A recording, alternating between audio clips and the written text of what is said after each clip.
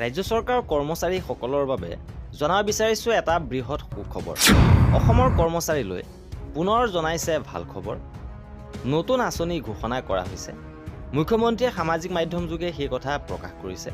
সবিশেষ আপোনালোকক জনাব বিচাৰিছোঁ। ভিডিঅ'টো প্ৰথমৰ পৰা শেষলৈকে চাই থাকিব। শেহতীয়াভাৱে মুখ্যমন্ত্ৰীয়ে সামাজিক মাধ্যমত সেই কথা প্ৰকাশ কৰিছে।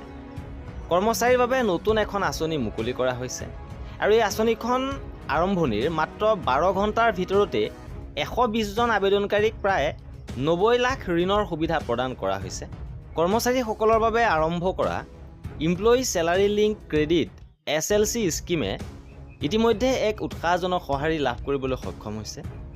আৰম্ভণিৰ মাত্ৰ 12 ঘণ্টাৰ ভিতৰতে 120 জন আবেদনকাৰীক প্ৰায় 90 লাখ ঋণৰ সুবিধা প্ৰদান কৰা হৈছে।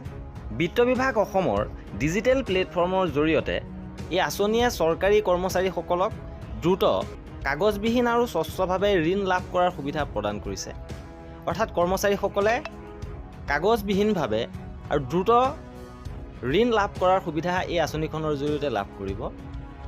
Employee salary linked credit SLC scheme নামেৰে এই আঁচনিখন মুকলি কৰা হৈছে।